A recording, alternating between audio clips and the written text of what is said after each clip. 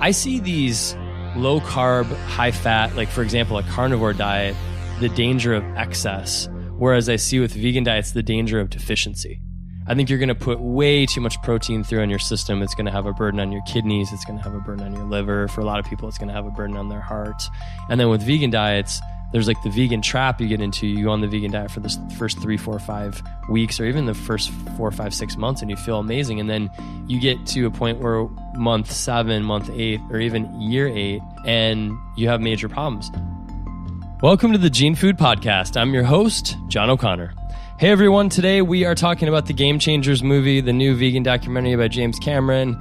It tells you that if you want to be a highest performing athlete you can be, you need to eat nothing but plants all the time. Plants. It's vegan protein powders, soy, all that. It's all good for you.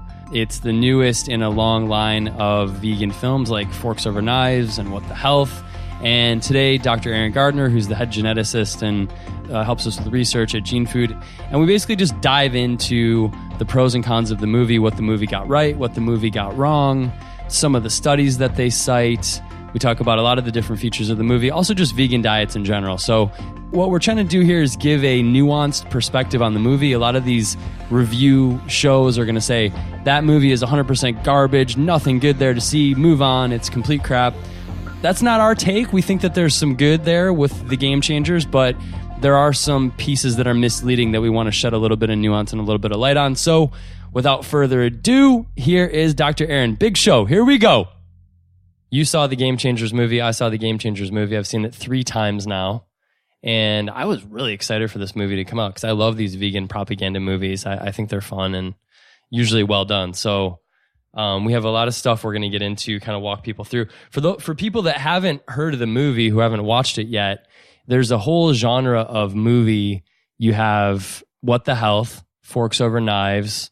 What are some other ones that are really popular? There's like one called like Plant Powered Whey. They're all kind of the same genre of film though, and they basically follow people, usually people that have chronic illness, and then they put them on a plant-based diet and they completely recover. And it shows these miraculous recoveries. This one took it out of the whole sickness mentality, and instead it wanted to highlight elite athletes that are eating exclusively plant-based diets and how they're just crushing the world. So that was, and it's a film by James Cameron, who's did Avatar, and he's a really famous producer, director, movie person. So how many times have you seen the movie, Aaron? I watched it twice on YouTube because it wasn't in any of the cinemas near where I am, unfortunately. Yeah, they only did a quick screening of the movie in theaters, even here in New York, I think only for a couple nights, and then it pretty much moved to streaming. So, I mean, but even, I don't know if are you a Breaking Bad fan? I started it about 3 or 4 times, and I've never actually managed to make it through the first series. It just never really sticks with me, but I keep meaning to try it and get all the way through. Yeah, because there's a new movie that's actually out now on Netflix with Jesse. Jesse Pinkman is the character in Breaking Bad. He was the right-hand man to Walt, who's the school teacher turned meth dealer and meth cook. And that's just launched exclusively on Netflix. So I don't think it's really not that uncommon for movies to just kind of go the streaming path this time. And that's what the Game Changers did. I don't know, especially when it's got a kind of a niche audience maybe as well. And it's not, they know it's not going to be a massive one, but yeah, I really wonder. I would love to see just viewership wise and analytics wise, like how a movie like that does. But it was well done. It was entertaining. It's got the UFC angle. We have an outline we're going to run through here, just touching on a bunch of the different issues that we kind of noted when we were watching it. Had a Google Doc that we shared, and the film kind of starts off. You have this guy, total badass. This guy James Wilkes, he won a season of The Ultimate Fighter, which is a reality TV show that follows UFC fighters, and he was the contestant that made it all the way through the ranks and actually won the show. And then through his fighting career, he gets injured, and the movie basically starts with him saying, I sat down and I did over 1,000 hours of reading on peer-reviewed nutrition science and on recovery. And because of all that reading I did, I've come to the conclusion that every single human for the rest of time should be a vegan. Yeah.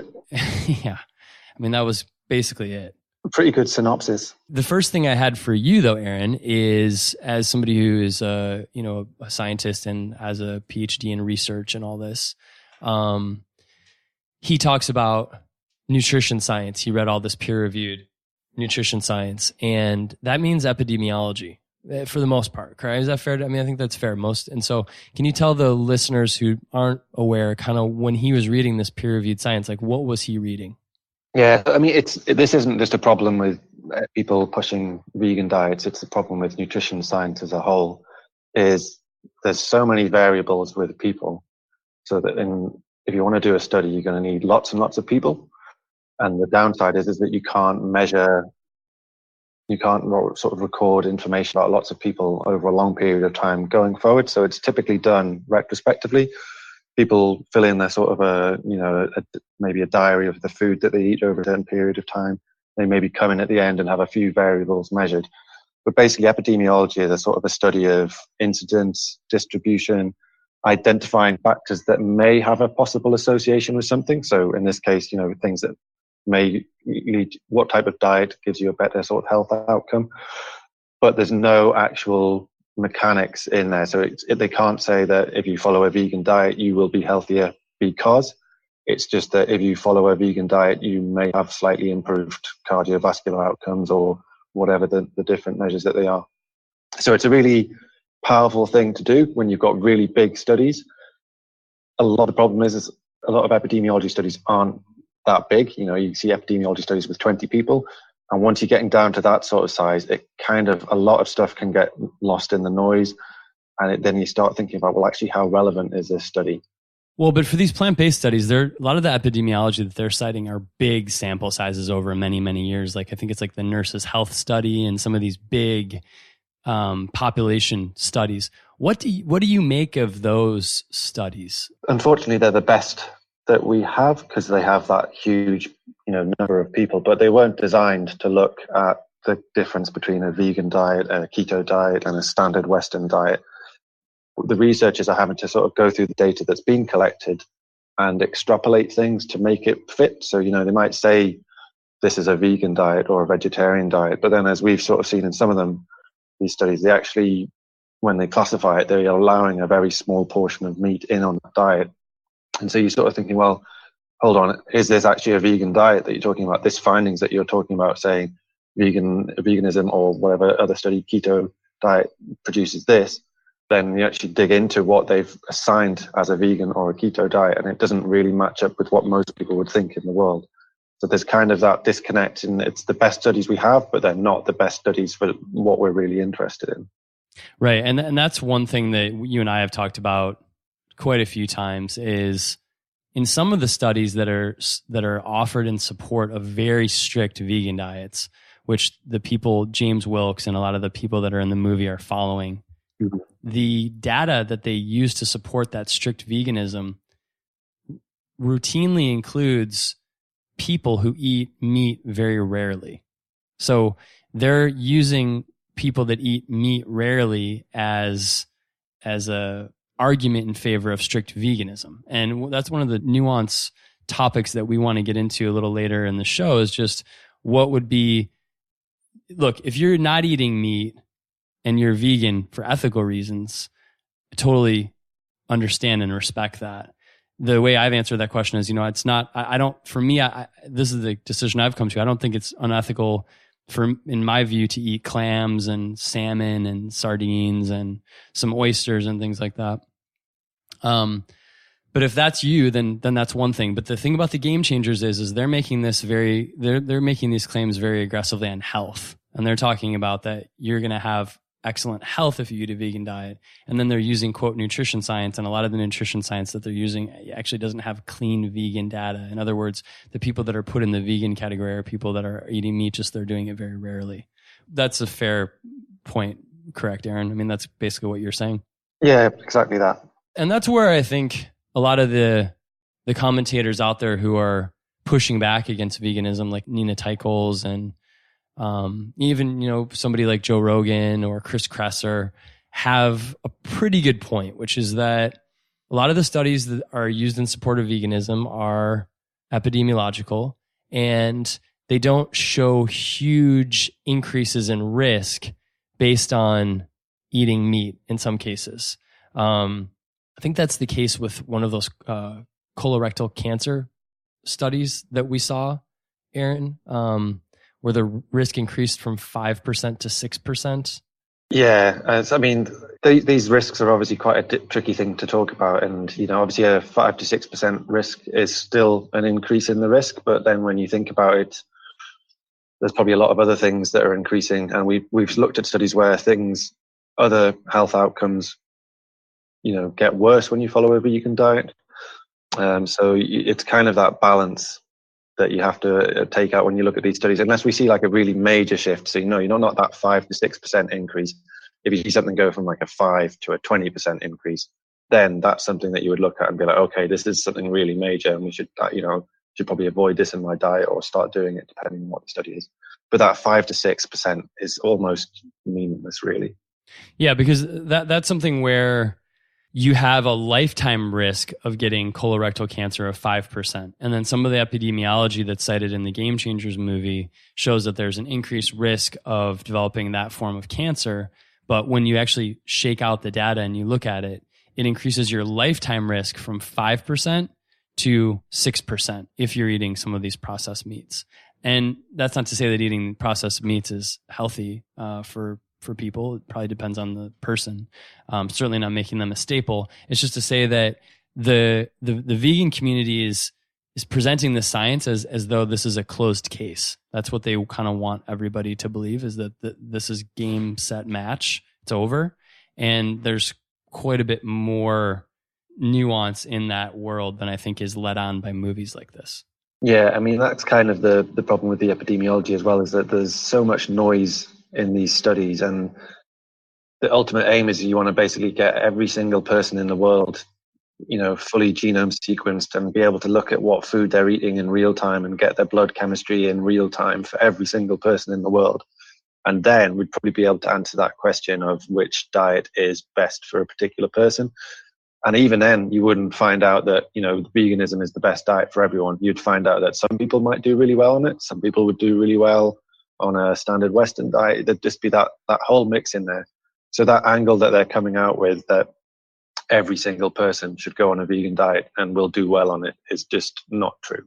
Yeah, 100%. And this morning I went to the gym and I was listening to a couple of podcasts. I was kind of like flipping back and forth. I listened to Tim Ferriss podcast for a little bit.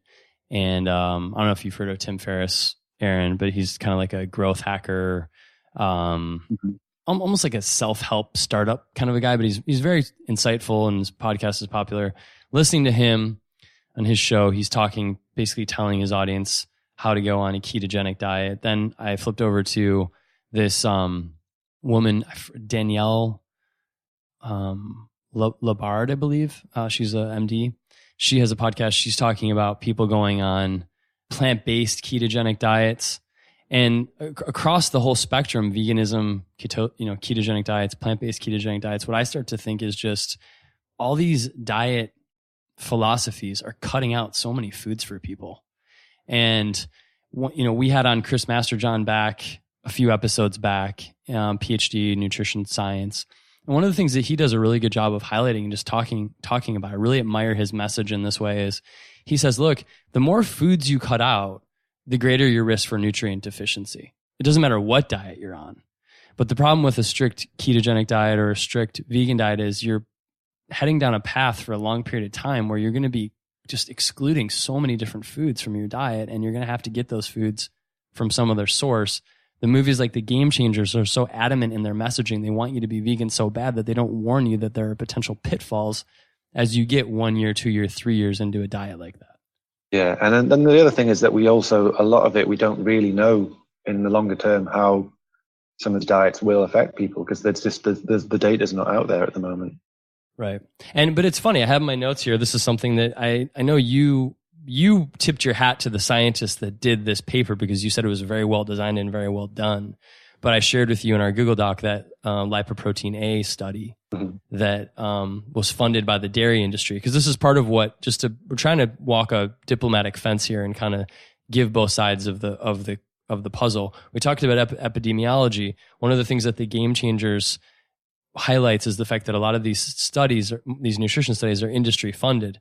So I would see in these like high fat, low carb blogs this study thrown around about a specific type of lipoprotein called lipoprotein A.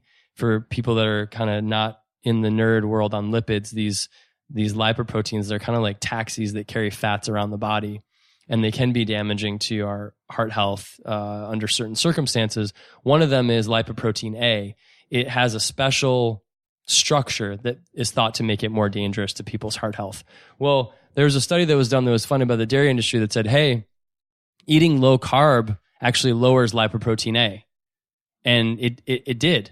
But here's the problem. They started with people that had really low lipoprotein A, which means that those were people that probably didn't have the genetic marker for lipoprotein A, which would cause them to have, lipoprotein A in the 40 milligrams per deciliter and up category. And so it's kind of misleading for this dairy funded study to come out and say, we dropped people's lipoprotein A. Yeah, you dropped it from like 3 milligrams per deciliter to 2. But the people that have heart health risk are not those people. Those are the people that have lipoprotein A that's really high. So even well done studies can be misleading in their conclusions. Yeah, I mean, and this isn't, we've used that as a good example, and this is true of the vegan ones as well. I don't think there's any, I mean, there probably are some scientists out there that are, being nefarious and happy to take the money because they're pushing a certain angle. I think a lot of science is funded by industry bodies because they're the only people who are going to pay for it. You still have to trust the outcome, but it's always about going the devil's in the detail and actually reading into the paper to spot the things like John's mentioned there. That the population that they're working with maybe isn't the ideal population, but it's possibly the only population that they could get. And then the other bit is a lot of the time is you'll see these studies and when you actually go and read that paper, it's relatively benign. They don't make any really huge claims about it, but then people on the internet and food bloggers in particular will take that relatively benign paper and they will make a huge statement about it. So you might see a small uptick in your health following a vegan diet. That becomes vegan diets are the best for everyone. Or you might see that actually a low carb diet's okay for LPA, but and that's everyone takes it as that everyone should just ignore the standard dietary rules and we should eat as much fat as we want. It's difficult you have to kind of separate the actual science from the message that other people are peddling about it. I know you liked the design of that study. What I hear you saying is basically that somebody's got to do these studies. Yeah. So even though it may have been funded by the dairy industry, maybe there's still something we can take away from it. But I think you're right. I mean, what happens is it does make it to the blogs, and then people are like, "Oh, well, didn't you know a low carb diet actually lowers lipoprotein A?" But again, the problem is it didn't. I'm confident that the people that are walking around with a lipoprotein A of 4 milligrams per deciliter, which is considered very low, and again, lipoprotein A being just a dangerous type of, I guess you could say, quote, bad cholesterol. Those people are not the people that carry that SNP LPA that we report on in our nutrition plans, right? Yeah. Because it's just a very low number. So we've kind of, given a little tour into, this is the land of studies. These are kind of the grievances that some people have with using this epidemiology on behalf of vegan diets. And then the plant-based community and these movies kind of strikes back and says, well, a lot of these studies are industry funded. So there's, I guess the lesson there is there's really no perfect studies. But they get into then like this whole idea of the gladiators, and they kind of try to draw this parallel between the Roman gladiators ate a mostly plant-based diet, and then they have this fight between Nick Diaz and Conor McGregor, and they're two famous UFC fighters, and the message is clear. Nate Diaz beat Conor McGregor because he was vegan. Yeah, I mean, that is kind of the message that you get from the film. It was it was quite an interesting little bit, and like you say, it was well produced. And if you take it from that, you're not going to argue with someone like Nate Diaz, are you? If he says it's because he's vegan, it's very difficult to argue. But then once you delve into it a little bit, and it's not just us that are doing it, there's lots of other people that have talked about this as well. It doesn't really hold up as being a sort of a scientifically proven fact. This is what gladiators ate, and this is, or historically what we used to eat, and this is how we were sort of much healthier in earlier life. That doesn't really stack up. No, I mean, and the thing is also is Nate Diaz, I follow UFC, I like the UFC, and Nate Diaz is one of the most interesting characters, if not the most interesting character in the UFC, Nate Diaz and his brother, Nick Diaz. Nick Diaz doesn't fight anymore. These are guys who come to press conferences. They're smoking blunts at press conferences. They're just crazy, basically. But they're you can't keep your eyes off them. But Nate Diaz, though, has come out in a number of different interviews and said, "Look, I'm not 100% vegan. I'm vegan before fights." But I don't know why we can't have nice things out there. Why we can't have a situation where the movie tells us Nate Diaz is vegan as he prepares for fights. He's not 100% vegan. He eats eggs. He eats some other foods. Mm-hmm. He's not vegan. Okay, he's not. So why are we trying to tell people that he is? That's the problem with a lot of it. It was, they bring in all these cool people. So, they've got Nate Diaz, and then there's the people who are sort of actually behind it. So people like Lewis Hamilton, the tennis player, I've forgotten his name. Djokovic, yeah. And they're sort of holding these guys up as vegans who are sort of, this is, if you go a vegan diet, you'll be a world beater. And yeah, okay, those guys are, but then it neglects to talk about all the other world beaters who aren't vegan. So I don't really follow UFC much, but, I know that Conor McGregor is obviously really highly rated, and people like Khabib, and I'm never even going to attempt to say his surname. And these guys aren't vegan. You look at other F1 drivers, they're not vegans. And then you look at people like Roger Federer, who's probably the sort of the most famous and, possibly best tennis player that there's ever been. Again, he's not a vegan. So it's just that really selective messaging that they're pulling out of. If you go vegan, you'll become a world beater. And it doesn't really stack up. More than that, it's just not. In the case of the Nate Diaz thing, it's misleading. Yeah. Again, I wish the movie would have just come out and just been really honest about what Nate Diaz's protocols are. Because what he says is he goes vegan before a fight. Score one for vegans. He seems to think that leading up to a fight, a diet that's higher in carb works better for him. Great, cool. But when he comes out of the fight, he starts eating eggs, and he does incorporate fish, and he eats foods like that, presumably because he feels like he's healthier when he does. And then you have Morgan Mitchell, who's the just gorgeous track athlete, Australian track athlete, who's just setting all these records, and she's vegan, and she's clearly crushing it and just performing at a really high level. And they kind of give her the mic for this whole B12 and iron thing. It's kind of a passing message, but she says something to the effect of, people told me my iron and my B12 would be a problem, but they're all great on this diet.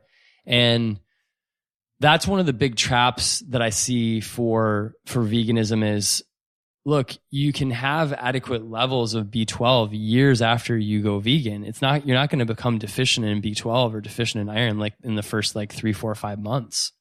So when you're pushing this message of, it used to be back in the day that we could get all of our B12 from the dirt, and both vegans and omnivores alike are B12 deficient, and it's really not something you need to worry about.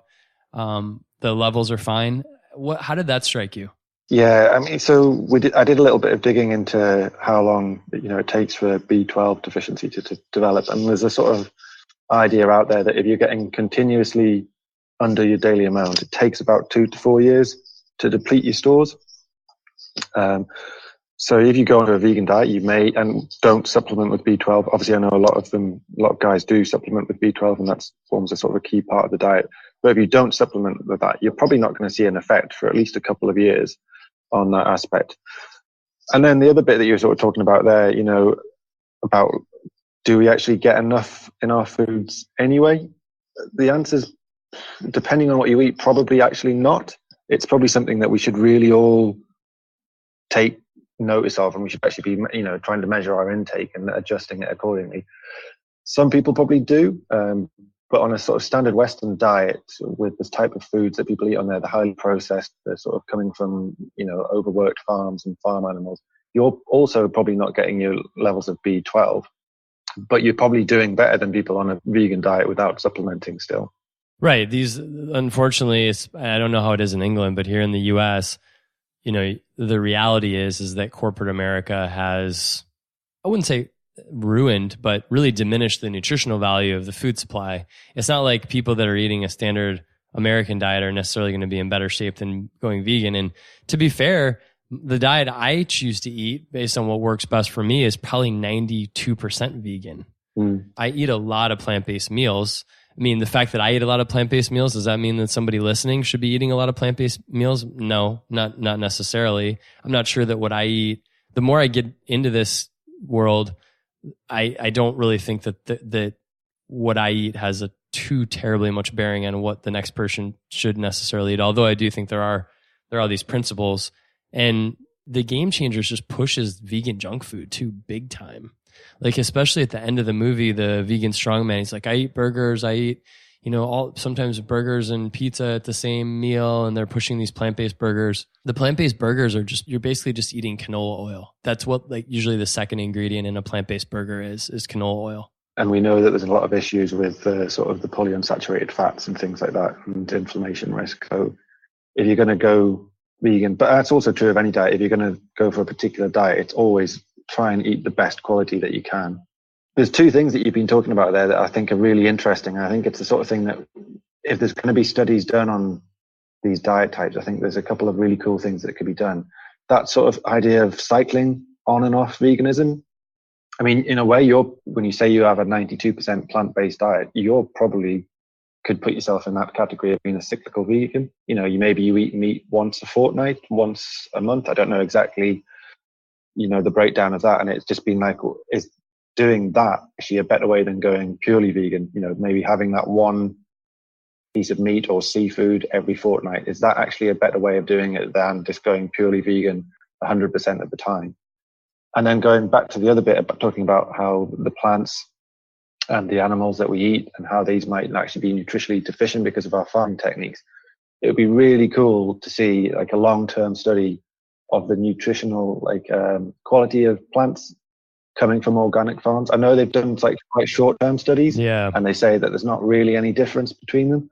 But it would be cool to see if you go to a farm that's been organic for 20 years, allowed the soil to recuperate. Is the nutritional content of the plants and the animals on that land better? That would be a really cool study for me. I would love to see that. I don't know if I think they've done this. Correct me if I'm wrong here, if I'm getting too far out in front of my skis with this, but I'm pretty sure that in the alpha linoleic acid studies that I've looked at, where they use tracers to see how much alpha linoleic acid converted into EPA and DHA. And I would be really curious to see. I wish there was a way where you could take 20 people, take the nutrient value of the foods you just outlined, and then have a way to measure and see in real time just how much of that food, the nutrients in that food, was being absorbed and utilized by the body. Because that's the way that these people are clashing. These different groups are clashing all the time. It's constantly just saying back and forth at each other. Like, I listen to a few different vegan bodybuilders just because I think their content's really interesting. Then I'll listen to more paleo people. I'll listen to like a Rob Wolf or like a Mark Sisson.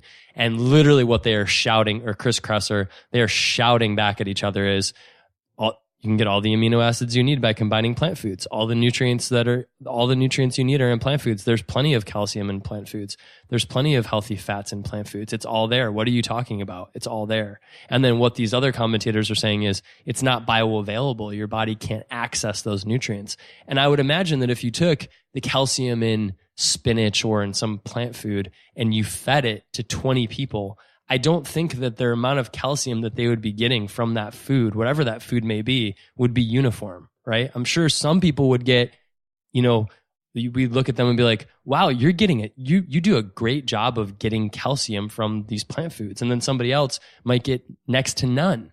It's going to be so many factors. We talk about 20 people that have huge genetic variation in how they can digest food, things going from like their stomach pH to how well they can absorb calcium through their intestinal wall. And then my little sort of pet project as well about like the gut microbiota is going to be incredibly different. If you've got different bacteria in your stomach line that can break down that plant matter and release the nutrients and make it more bioavailable, then of course you're going to be able to absorb more calcium from your spinach than other people might be. It's just how we identify those people that are going to do well and those people that would do less well. And that's kind of our sort of ethos, really, isn't it? We look at all these different studies. We say, well, yeah, that might work for some people, that might work for some people. And we try and identify the factors that might push you towards one particular type of diet. Yeah. And that's in a nutshell why we're using the genetic piece again, we said it before, say it again. It's a foundational tool. It's not the entire end all be all of these conversations is just your genetics. It's a really good foundational tool to start to get an idea of, okay, is a ketogenic diet a good idea for me? I see these low carb, high fat, like for example, a carnivore diet, it's the danger of excess. Whereas I see with vegan diets, the danger of deficiency. I think you're going to put way too much protein through in your system. It's going to have a burden on your kidneys. It's going to have a burden on your liver. For a lot of people, it's going to have a burden on their heart. We talked to Gerald Holbrook a couple shows back, and he was a perfect example of that. It just wasn't working for him.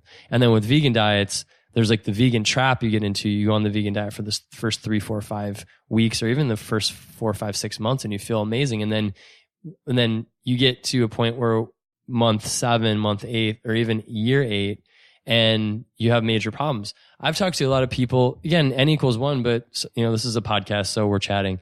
I mean, I've had ex-girlfriend, number of different friends who said that and also my friend's ex-wife whose hair started falling out when they were on a vegan diet. Any idea, just as an aside, I hate to put you on the spot, but any idea why you'd have hair loss on a vegan diet? I know it's not any conjecture on that?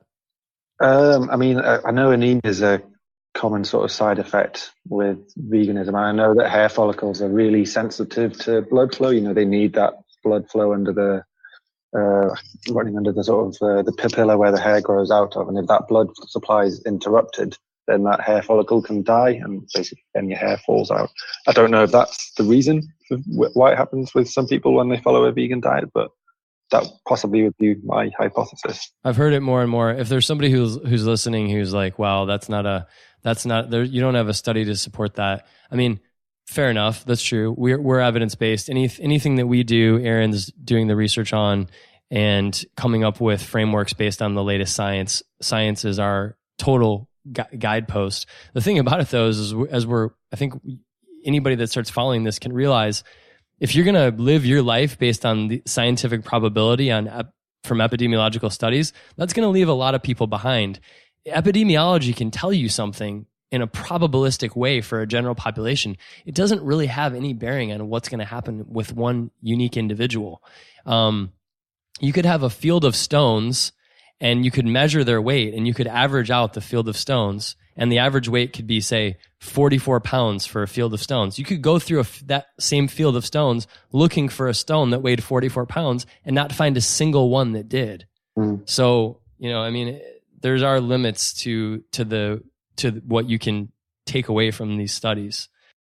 Yeah, I mean, so we do our gene food reports about our nutrition types, and I came out quite luckily as a sort of mosaic, which gives me probably the most flexibility in the things that I can eat. But I know from personal experience that I don't do well if I eat absolutely loads of meat. So if I tried to go on one of these carnivore diets or something with a really high meat quotient, I just know I start feeling unwell, I start feeling lethargic, all this sort of stuff. It just doesn't work for me. Whereas if I push more towards a plant-based one, probably not as high as you're talking about, John, but maybe I probably eat meat and fish once a week. But it's always really good quality stuff. That works really well for me. I feel energized, I feel good. But you wouldn't pick that up from an epidemiological study. There's no way you could pick that up for that individual person. And that's all the nutrition world. At some point I'm just going to burn right out on the nutrition world, and I'm just going to go on to something else, because it just gets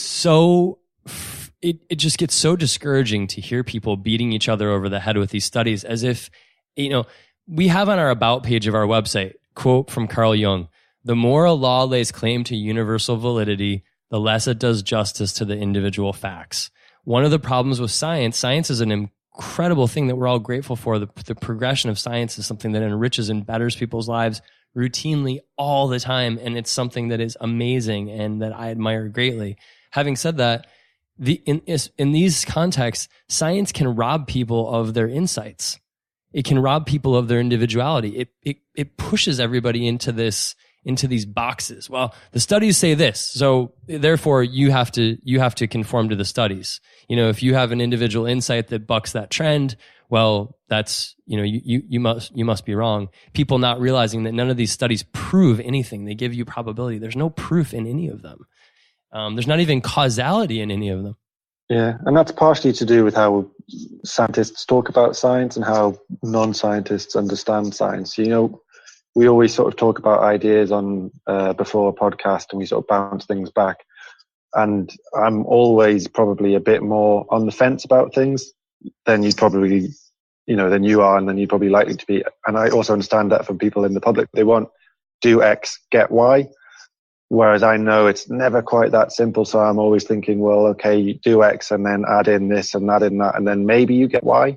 It's just understanding that message that it's not often directly linked in science. There's always other things influencing it, and you just have to kind of try and figure out what those ones are, put that into your model, and then test it again, find something else, put it in, test it again, and you just build up your knowledge. And your story gets less exciting because it's not so simple, but you get a better understanding by expanding it. For sure. No, I always get where you're coming from, because that's your job is just to stick to the research and not try to sell the research. I think one of the problems is that there's a lot of selling of the research, and it creates issues. Back to this whole high protein diet thing though, because I want to kind of get through this idea of cyclical veganism before we touch on a couple of these other issues that are brought up in the movie. T. Colin Campbell, he wrote. You mentioned that you eat meat about once a week. You said a couple times a week. Yeah. So T. Colin Campbell, he's the author of the China Study. The China Study is a massive epidemiological study where they actually were given access to populations across China, researchers at Cornell. T. Colin Campbell is a Cornell researcher, and he partnered with people in China, and they mapped for years and years and years using these population-based epidemiological food frequency type models, and they charted all these different places where disease was prevalent in China. And what they've shown over and over again is that when somebody from rural China or Chinese lifestyle eating the way that they do moves to the US, their risk for heart disease, all this stuff goes way up. I'm not here to say, look, this whole podcast, we've been kind of casting shade at veganism. And I don't believe that a vegan diet is, when we're talking about health, I don't believe a vegan diet is healthy for most people, a strict vegan diet. Having said that, I think a plant-based diet that incorporates a lot of plant meals is. But T. Colin Campbell found that what was the amount of meat that these rural Chinese residents that were so healthy, in his view, were eating? It wasn't none. The answer is it was 7 grams a week. So in the China Study, which is the study that is used to advocate for strict vegan diets, if you actually read it, you'll see that in T. Colin Campbell, by his own admission, shows that the average meat intake for these healthy populations was 7 grams a week. And then they talk about, which is about a 3 to 4 ounce piece of meat a week. And then they talk about the gladiators being mostly eating plants. Well, what if for human health, there was that delta where you were getting nutrient density from those animal foods in that quantity that actually kept you in an optimal state for some people, whereas excluding all of those nutrients and not being able to get them from plant foods was started to cause problems? I don't know the answer, but I think it's important to highlight those China Study stories. Yeah, and we've read a couple of other ones as well where they flag out that it's actually, if you really break it down, it's often not vegan, but vegetarians, that like a pescatarian diet often flags up as being the most, beneficial to health. Eating just a small amount of fish, not really any red meat, or very rarely any red meat, mainly plant-based. That's often the one that flags up as being the healthiest type. Yeah, and in our case, just to tie it back to the nutrition plans, we have a number of different diet types that are very predominantly plant-based diets. You have the Okinawan diet type, Wyoan. Wyoan diet type is based on a macrobiotic school of eating that is at the institution called Casa de Luz in Austin, Texas. Shout out to Casa de Luz. You have vegetarian, villager, lean machine is a more, like Gerald's diet is a more plant-forward diet. But what we're trying to do with each one of those people when they come to us is we're trying to be strategic about how we keep their lipid markers in range without depriving them of important nutrients and basically starving them, is what we really don't want to do. So if somebody's going to eat a piece of wild caught fish once a week, if they're going to have, assuming they don't have issues with histamine, they're going to have some shellfish here and there. Maybe they have some oysters here and there, and just supplement their diet as they feel their body needs. Like Aaron's saying, I mean, he feels like he's getting a lot just from those small little little top offs of animal products for his health. Yeah, I mean, it's based on stuff that we've been doing quite recently. Is all the research into EPA and DHA and things that we've done. So I've kind of made a pivot in my diet towards getting some more of that into my diet, not through supplement, just by changing the food that I eat. And I think that is probably driving a large part of the sort of the beneficial, the increased mood, energy that I have. And we've kind of talked about how you can get these through, vegan supplements, but they're just not as nutrient dense. It's a lot more difficult to get them. Whereas I can get them by eating one piece of fish in a week. It's just, you probably can do it on a vegan diet. It's just really difficult. Chris Kresser said this, and look, I don't agree with everything Chris Kresser says. I think Chris Kresser, first of all, I think he's a very admirable, very well thoughtful commentator on nutrition. So I'm a fan of his. Where I would disagree with him on some of these dietary fat issues. I think in his case, he tends to really downplay how dyslipidemic some people can get when they eat high fat diets, and how that can be really a problem for their cardiovascular health. Because I'm somebody who doesn't believe.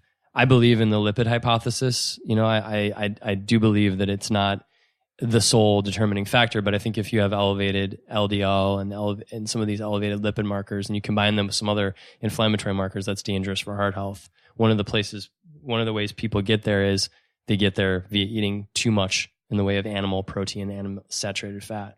But one of the things he says is you have to eat a perfect vegan diet for it to be successful over a period of time, and you probably have to have the genetics for it as well. And no one tells people that. The Game Changer says just the opposite. It says, hey, eat the vegan plant-based veggie burgers. Everything's fine. You're going to be good. This is going to be your one-stop shop for perfect health. And I think it's good to push back on that a bit. Let's move in, Aaron, to this whole animal versus plant protein and amino acid profiles. What's your top-level message on that issue? Because that's getting a lot of run right now. So amino acids, they're like the building blocks of proteins, and that's really important for pretty much life. All of our cells in the body need these proteins to function, and therefore we need them to function. So there's 21 amino acids in total, and out of those, 9 are considered essential, meaning that they can't be made in the body.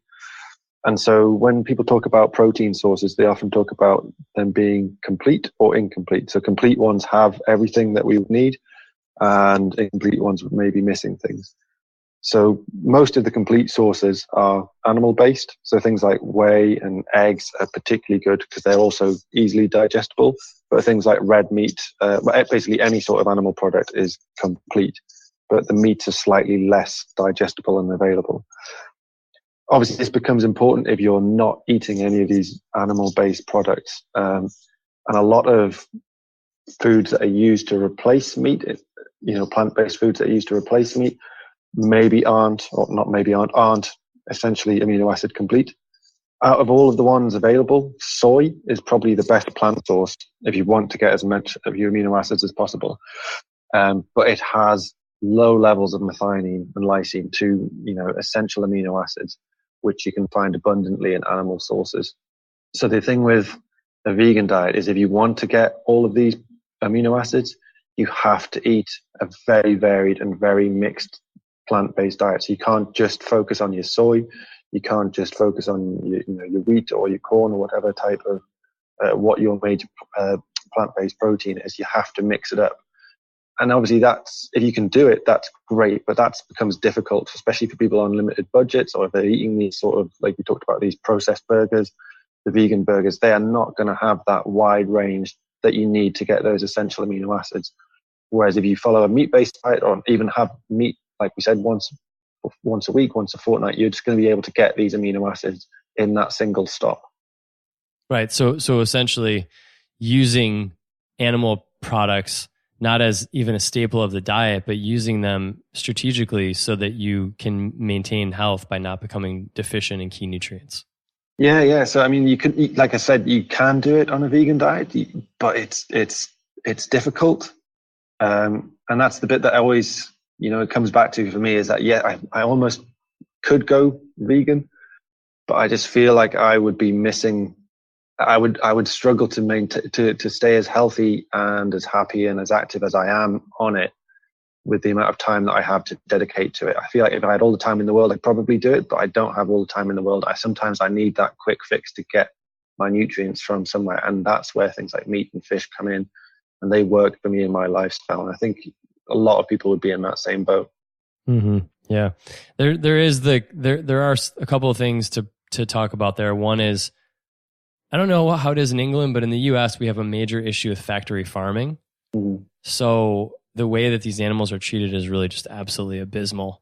And I don't think you even need to eat pork or beef or even necessarily poultry. I think if you just focused on shellfish, and some wild caught seafood, for a lot of people, that if you have an inclination to go vegan, even just incorporating some clams, some oysters, some shrimp into your diet, some wild salmon, that could go a long way towards protecting a vegan diet. Maybe the occasional egg. Just as you have to calibrate the vegan diet perfectly to maintain health, in our view, that is, you also can trade around with different animal foods, the ones that for you are lowest impact environmentally or a lowest impact or no impact ethically. So there's not a one way to do this. Doesn't mean you need to go out and start eating bacon for every meal either, right? Yeah, I mean, it's odd when I hear you talk about the grass-fed beef, because for ages I was thinking, well, what's grass-fed beef? Surely that's just what all beef is, because the vast majority of it in the UK is just grass-fed. It's only once you actually look into it from other angles and you see that actually in the Americas they're basically stuffing them full of corn. That's why that grass-fed beef thing comes out, and obviously it's in a big factory farm. Yeah, but you're entirely right that you don't even need to eat animal meat. You don't have to eat pork. You don't have to eat beef. You can get that from shellfish, other types of seafood, or you don't have to. If it's from an ethical or environmental standpoint, there are still animal products that you can eat that meet those thresholds. Okay, so we have a couple more kind of important things to get to here. One thing I want to say before we do is just back to the amino acid piece. We talked about T. Colin Campbell's work in the China study and how his epidemiological findings were that these residents of rural China were still eating about 7 grams of meat a week, which is a very low amount, but they were eating meat, so they were not vegan. But when you take T. Colin Campbell's work in terms of the cancer-promoting impact of meat, and then you pair it up with Valter Longo's work. Valter Longo's the head of longevity at USC. He's been very popular on the podcast circuit. A lot of people have talked about him and seen his work. He's done the fasting mimicking diet, but he's big on the inflammatory nature of some of these amino acids and animal proteins as being, as playing a role in cancer promotion. So just to give a equal time and equal sides of the issue, when I look at the epidemiology of T. Colin Campbell in the China study, saying the regions of China where the most animal protein was eaten were the highest incidence of cancer. And then I look at Valter Longo's research where he's talking about the specific amino acids and how they turn on cancer and could promote disease and autoimmunity. It does make me circumspect and kind of sober about how I can consume these foods. I consume them the way I do because I think that I need to for my own health, as you said, but I do think that there is a body of research out there that does line up in terms of disease risk as well when you overdo it. Yeah. I'm not discounting that. We kind of get to it a little bit later on as well, I think, but we'll talk about it's how you prep food as well can have huge impacts on, what the nutrients do once they're inside your body, how you cook them and things like that, and where they're sourced from. That can all have a big impact on it. Yeah. So the Game Changers, what they do, there's a few things we're going to get into right now. One of the things they want to tell you is if you eat meat, you're never going to be able to have sex again. If you eat meat, you have blood you have fat in your blood. That's really dangerous on the burrito experiment. And then they give you these cast of characters of, endotoxins, TMAO, heterocyclic amines, heme iron, AGEs, all this stuff. Where do we want to, what did you even make of that burrito experiment? So there was the two really odd bits in the film, the burrito one, and then the bit that we'll talk about at the end. But that burrito thing, it was just really, obviously I get why they did it because it's a very dramatic shot, and they hold up the two tubes and the people who've eaten their a meat burrito, it's cloudy, and you can say, oh, well, that doesn't look as healthy and stuff. But I don't think there's anything out there that actually says that this is an unhealthy thing.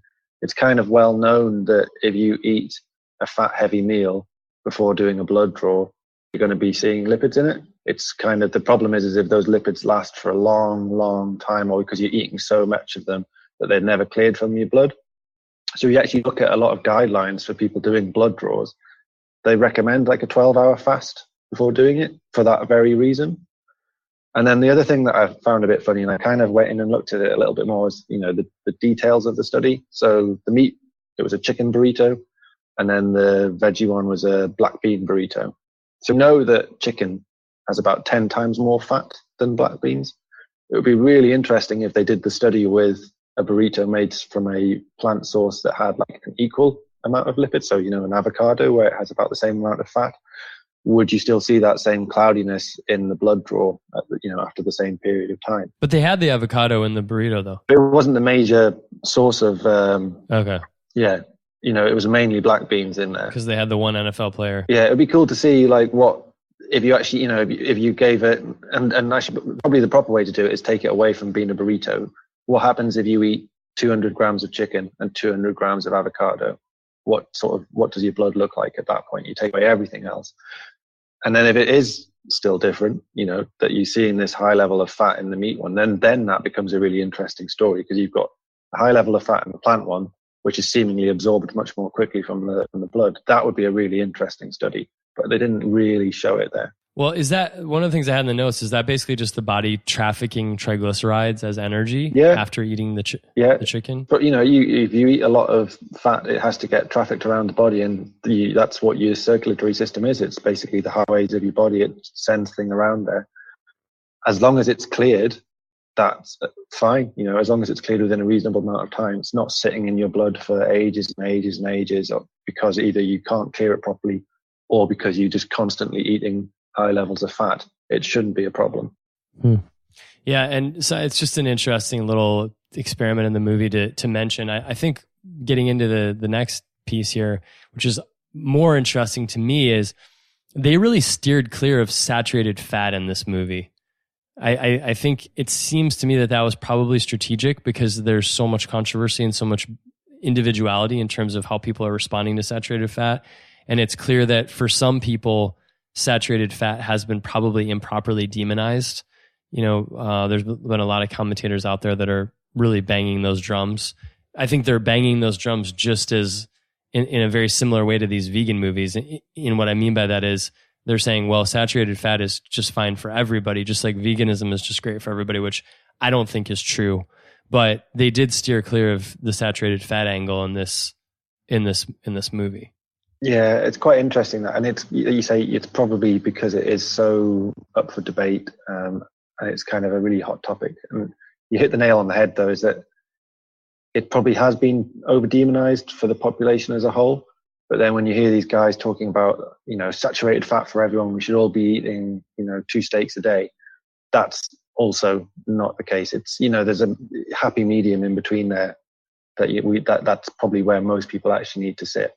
Yeah, well, it comes down to, there's a few things. One, you have Nina Teicholz. She's listed like the Minnesota Coronary Survey, which was a huge metabolic ward study which today, my understanding is it would be unethical to perform, but they took people who were patients in mental health facilities, mental illness facilities, and they just gave them different diets for years. And they gave them a diet that was a little bit higher in saturated fat, and then one that was a little bit higher in polyunsaturated fat. And there was no difference in disease between those two populations. And that's one of the studies that Nina Teicholz loves to cite in favor of diets that are high in saturated fat. I think really what it shows, not as so much that as much as it shows that eating a lot of vegetable oil isn't good for you. Yeah. And the diet in the Minnesota Coronary Survey wasn't like some scandalous amount of saturated fat. It wasn't like these people were in ketosis. They had, I can't remember the percentages, but it was not some huge diet high in saturated fat. No, it's that overinterpretation again that we've talked about. It's, you can see that there's no effect on that, but that doesn't mean that because there's no effect that we should all eat loads of saturated fat all the time. Yeah, get your lipids done. It's like on our About page, we link to the Redderstall study, which is a study that is done in Oslo. We've talked a lot about, they take I think at the end of the study, it was only 30 people because some dropped out because they got ill, but they tested their lipid markers before and after and all these inflammatory markers on a high fat, low carb diet. And some people's lipids looked great and other people's lipids looked terrible. And try to figure out where you sit on that. If you can eat a diet that's higher in saturated fat and it keeps your triglycerides low and you feel better and your lipids and your inflammatory markers reflect that, okay, fine. But if you're one of these people who go on a diet that's super high in saturated fat and then you're quote a lean mass hyperresponder or one of these other groups, and then your lipids look really terrible and your blood pressure's creeping up, and then you're going to basically have to pretty much bet your health on people who say that elevated lipids aren't causal or aren't a factor in heart disease, even though there's quite a bit of evidence out there that that's not the case. That's a little bit of a stickier spot to be in. So it really just comes down to figuring out what's happening with your body when you eat these foods. Really the best way to do that is to get your blood work done fairly regularly. Yeah, and keep a food diary and tally it all together and see, if this changes that for you, then how does that make you fit in with the epidemiology that's out there? And then you can kind of start figuring out what's going to work for you. Exactly. And that's what we touched on last episode with Gerald Holbrook. We don't have an unlimited amount of time, I know. So I do want to touch on a couple more things. So they steered clear of saturated fat. And the big thing that they started pointing out in terms of mechanistic reasons not to eat meat, we got them listed here: endotoxins, trimethylene N-oxide, heterocyclic amines, heme iron, AGEs, and this one, NEU5GC, which I've heard Dr. Khan talk about, but I'm not familiar. So we're going to have Aaron run through each of these and address in turn kind of what they mean.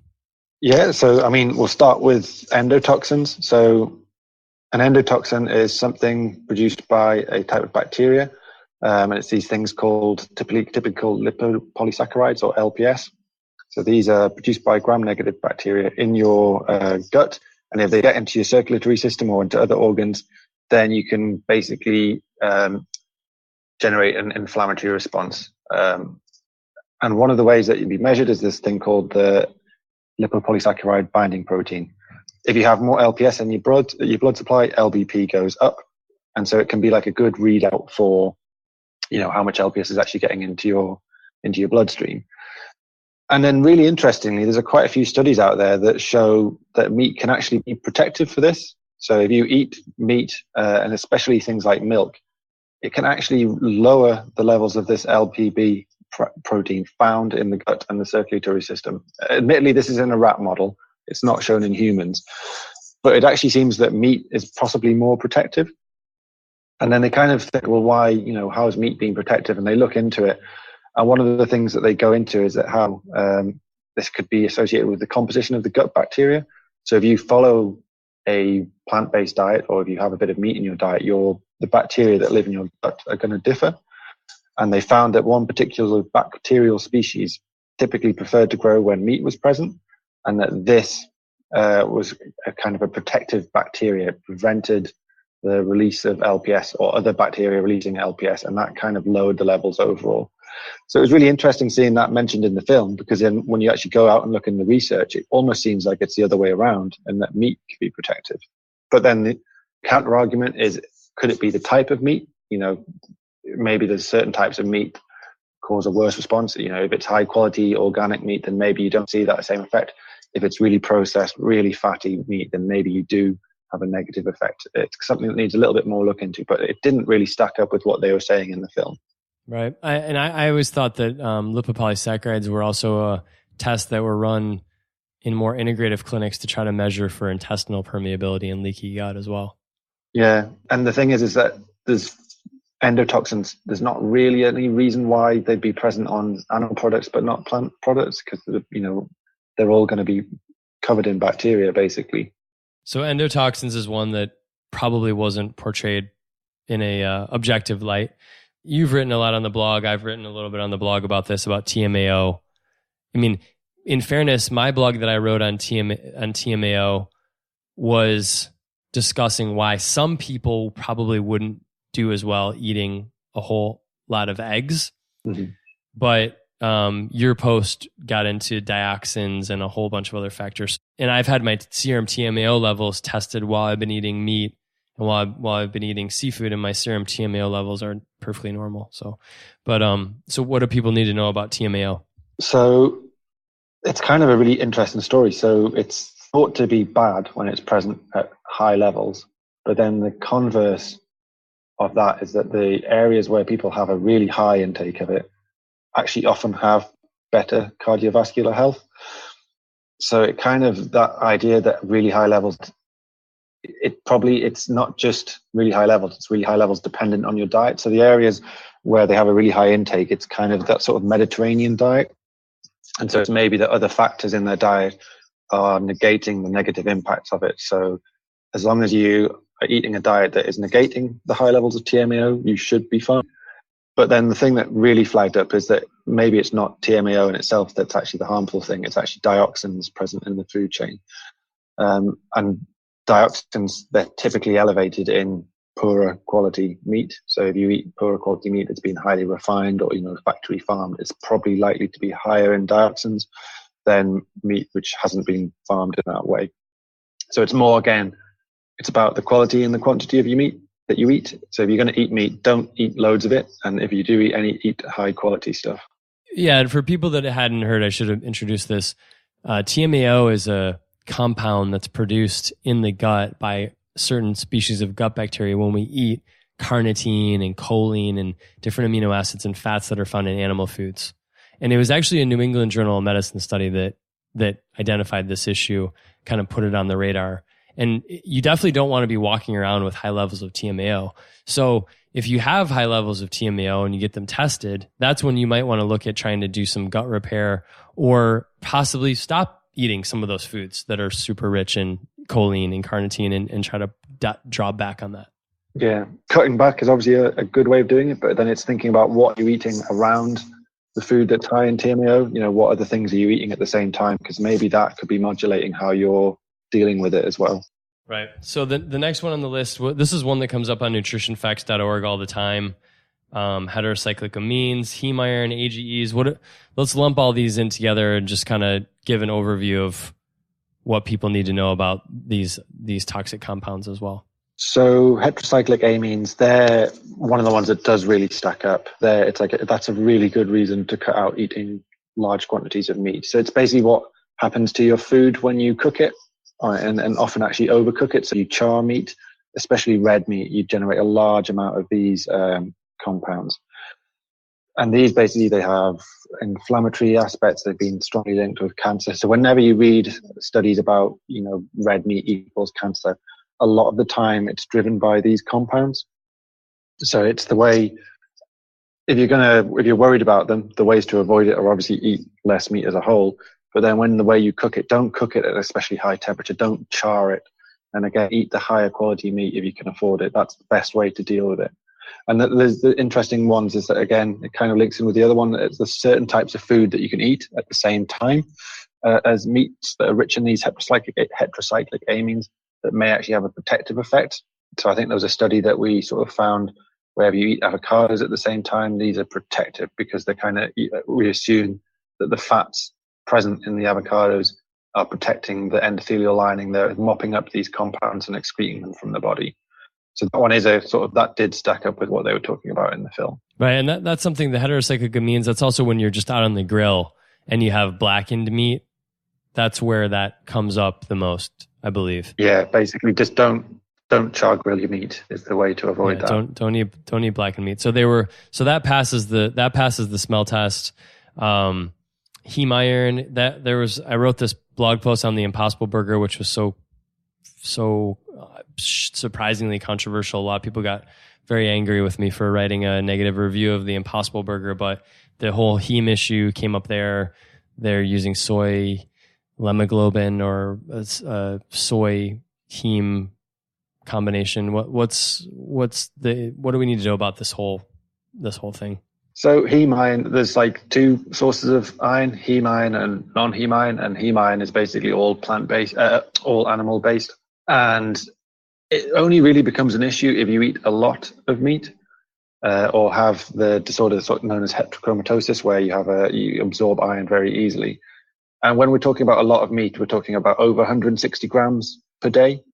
So that's quite a considerable amount of meat per day if you factor that over a week. So as long as you're under those limits, then there's not really any issue to worry about with your heme iron.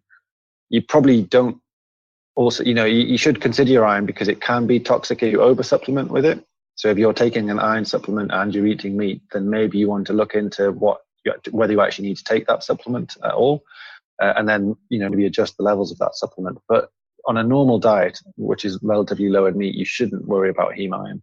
Okay, so that's a carnivore diet issue for the carnivore dieters. Yeah, basically, yeah. So if people on a carnivore diet, they'll be the people who are having an issue with that. And people with hemochromatosis, which is a sort of a well-established disorder. But for the average person, as long as they keep their meat intake down below a reasonable level, and I think 160 grams per day is actually quite a lot, really, when you think about it. That's a ton. Yeah. No, it's a ton. I mean, 7 grams would be like a 3 to 4 ounce piece of chicken. I mean, that would be that would be you're just eating an insane amount of meat every day for that to reach that threshold. I mean, I know when I buy steak and do like a stir fry for everyone, I tend to buy about like 150 grams and we split it in 3 and have 50 grams each. And that's, that still seems like a lot of meat. So that 160 grams a day does seem really high. AGEs and NEU 5GC. Well, I'll skip on to the last one because that one was new to me and then it was kind of interesting as well. Okay. So NEU 5GC, it's a type of acid that we as humans can't produce, but pretty much every other mammal can. So all of the red meat sources they can produce it. And then this becomes really interesting because although we can't produce it, our immune system will detect that and say, well, actually, this isn't something that should be here. And it'll start thinking this is a foreign compound. And then that generates you an inflammatory response. The immune system's generated, you get all the symptoms which we have with inflammation. So that's really interesting actually to me. But then the other side of it is that there's lots of plant-based proteins that can generate, intolerances and immune responses in people. So things like gluten, that's a really well-known one. People have soy intolerances. And it's that same problem that, unfortunately, you can't really control whether you're going to be intolerant to it or not. But you can find out relatively quickly. If every time you eat meat, it makes you feel ill, then it's possibly that, your body's recognizing this compound as a foreign particle and your immune system's being triggered. And maybe that just says to you that you need to cut out red meat. It's funny that came up. That's now setting off a light bulb for me because that's what I interviewed a mast cell researcher last episode, Dr. Athia Harades, and he talked about that, especially in the context of autistic children, how some autistic children in his work have real sensitivity to that compound. And so that's one of the things that he'll test these kids for is sensitivity to the NEU 5GC. Yeah, so it's almost, you could call it like a meat sensitivity marker, really. When you go in and you have your gluten intolerance tests, they'll do a certain test for it. You could almost look at it as a meat intolerance marker. So we're going to kind of close out the show talking about some of the kind of, little more fun stuff here. We're going to talk about Arnold. I saw Arnold Schwarzenegger. He's in the movie. For those of you who haven't seen it, he's in the movie. He's talking about how basically repenting for when he was in his bodybuilding days, he was eating a ton of meat. And then they show commercials for fast food chains saying, you're not a real man if you don't eat meat. And he says, look, that's just garbage. That's marketing. That's BS, which I think is probably a message that a lot of people would benefit from hearing. But then he goes on to say how he's been on a plant-based diet and his cholesterol is at 109 milligrams per deciliter. You, in your research looking through Framingham, which is the biggest heart health study that's out there, it's basically a study that's looked and measured people in the town of Framingham, Massachusetts for generations, and they have the largest bank of data on cardiovascular health. And why a large part of the reason why we associate certain biomarkers at certain levels with disease states is because of Framingham. And Aaron, you found that super, super, super optimal, at least for cardiovascular health, according to Framingham, is 150 milligrams per deciliter. I wouldn't want my cholesterol to be at 109 milligrams per deciliter. Would you? No, so it's one of these things where most biological things, they form a J curve. There's like a little sweet spot where things work really well and then things get worse on either side. So I'd say between 125 to 175 for total cholesterol is probably the sweet spot for most people. Once you start getting on either side of that, so even going lower than 125, although people may have you believe that, basically you can drop your cholesterol to zero and that would be a really beneficial thing. It's not true. We do need it in our bodies for things. So that level that he was talking about, 109, I mean, it's obviously working for him. Again, that's the thing. You're not really going to look at Arnold Schwarzenegger and say, well, it's not working for you. He's clearly in good health.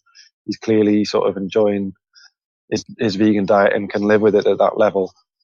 But maybe targeting 109, I think it's 109 milligrams per deciliter he talks about for total cholesterol for everyone. That's what he said his numbers were. Yeah. He said his numbers were 109 milligrams per deciliter. Targeting that for everyone's just, I feel like it's pushing it too far. That's taking most people too low. Because of the fact that the body needs cholesterol to produce sex hormones and for neurotransmitters, and every cell in the body it forms literally the substrate of every cell in the body, et cetera, et cetera.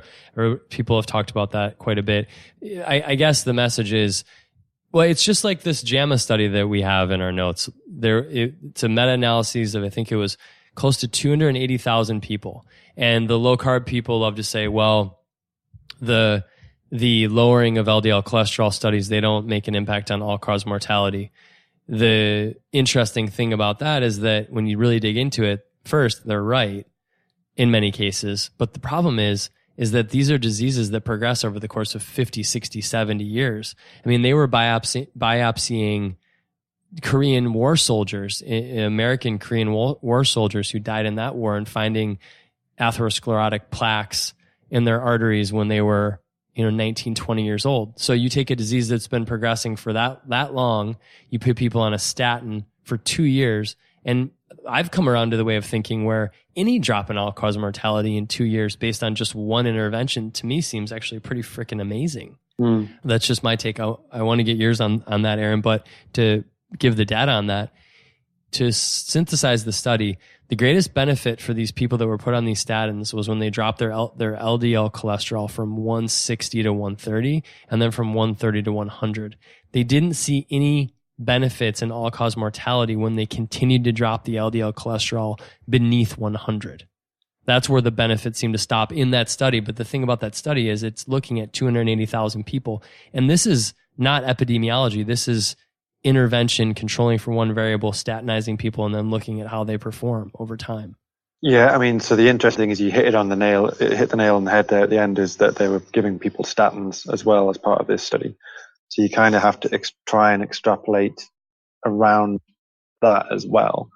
But then again, it kind of fits in with the other studies that we've seen. It's not just that study; it's also the Framingham study as well.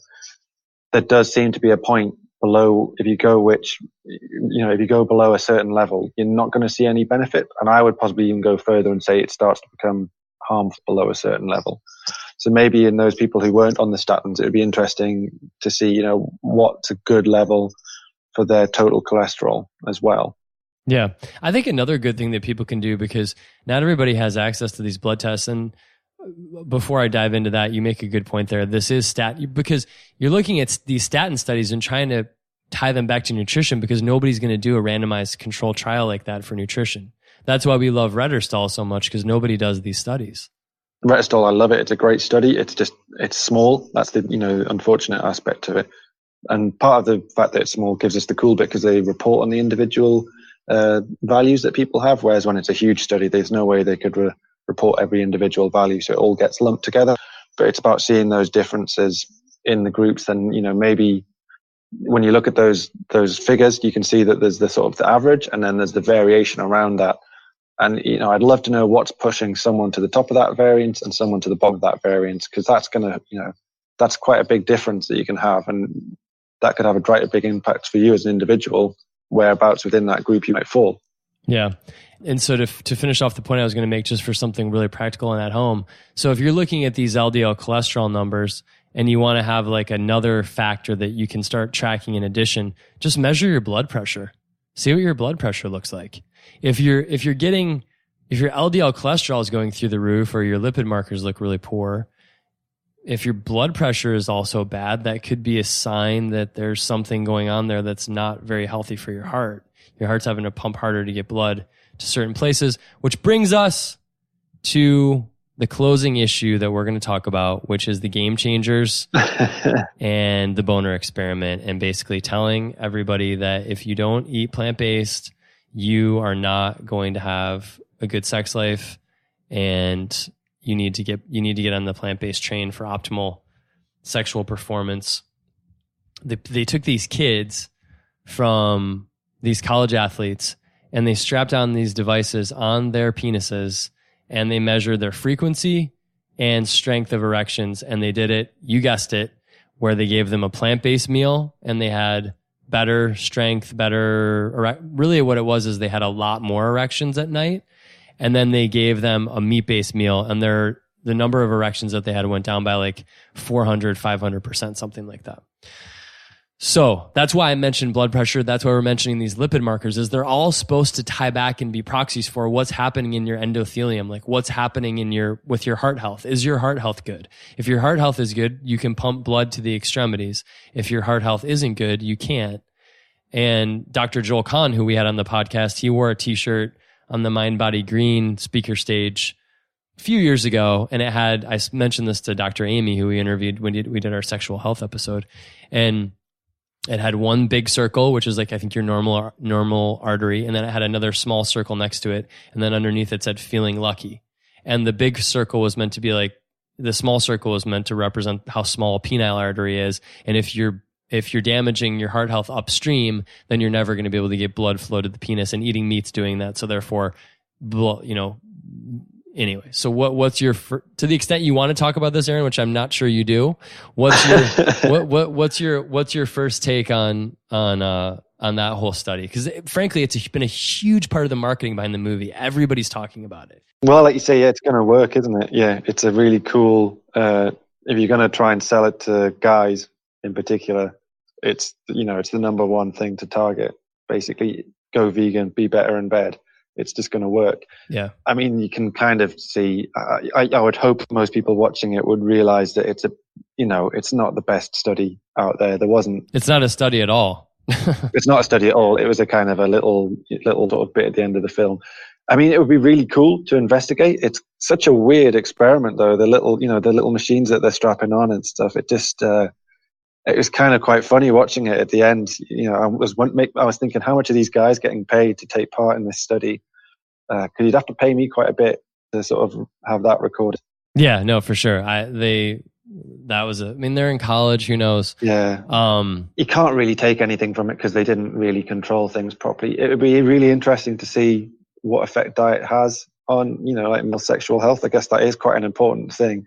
But if they're going to do it, it kind of needs to be done properly, really.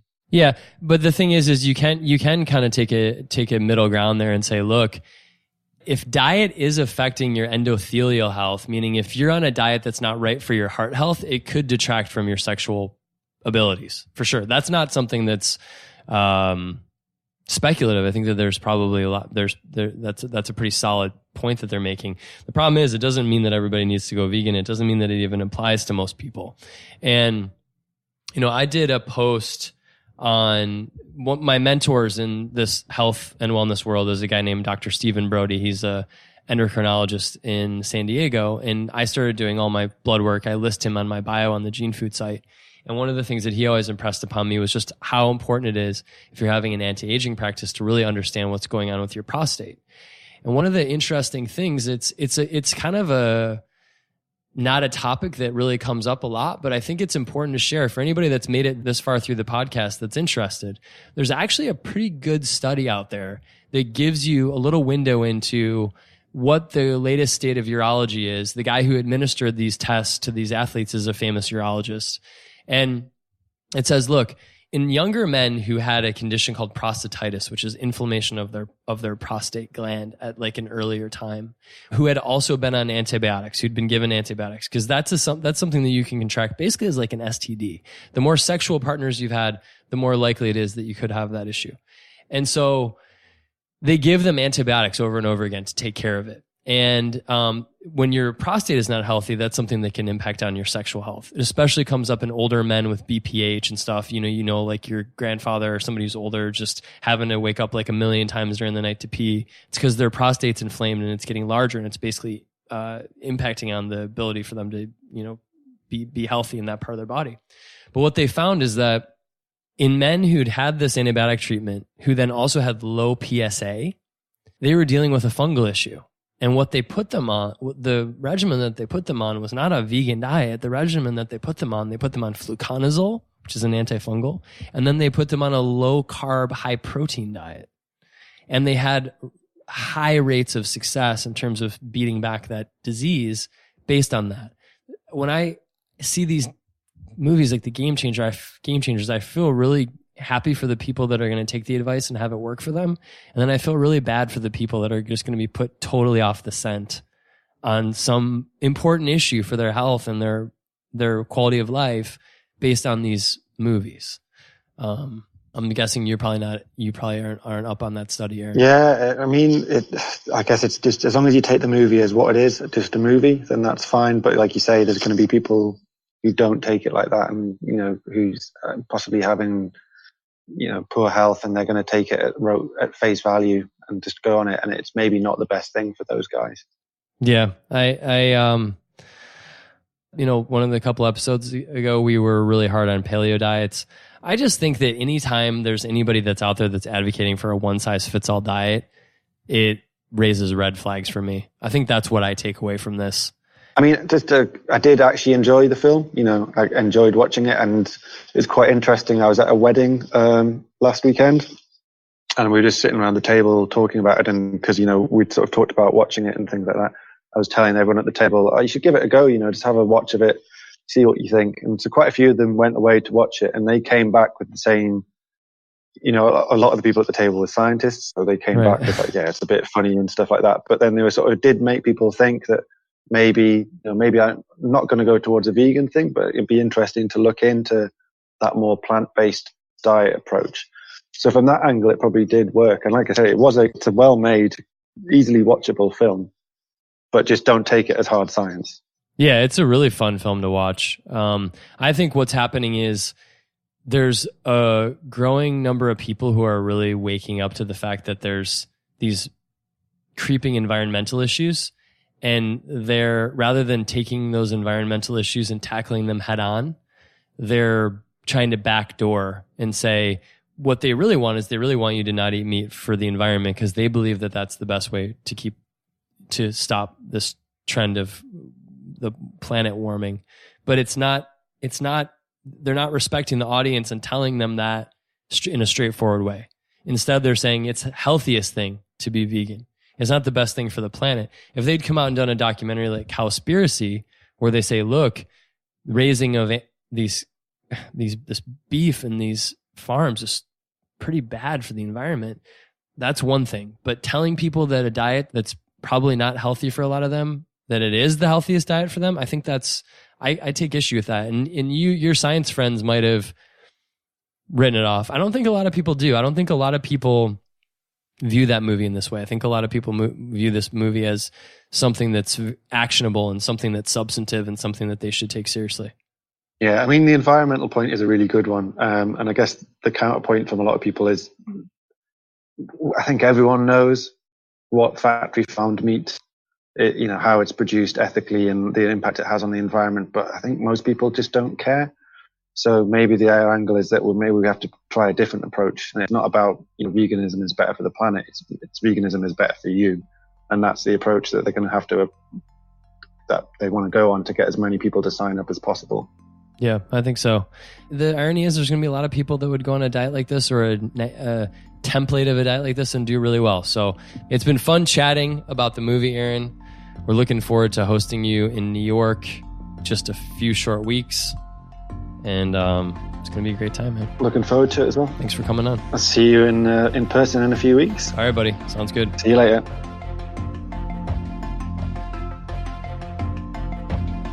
The Gene Food Podcast is our attempt to synthesize the latest developments in the fields of genetics, nutrition, and medicine and offer you practical tips and stories you can use in your own unique health journey. If you enjoy this podcast, you can find more information online at mygenefood.com.